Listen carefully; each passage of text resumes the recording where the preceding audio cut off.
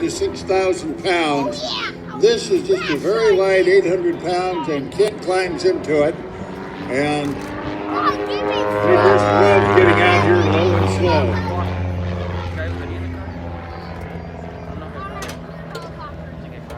Yeah, you did. No, I didn't.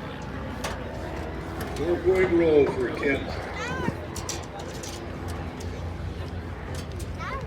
Mom, can I go get food? In just a minute. Wing over on our left. The red and the green smoke on the wing tips is your canisters, and you can activate from in the cockpit. You got to watch this airspeed very carefully here. There's 4 points, 5, 6, 7, and 8. And you see when that airplane gets upside down, it wants to sink. So Kent has to execute these rolls very quickly.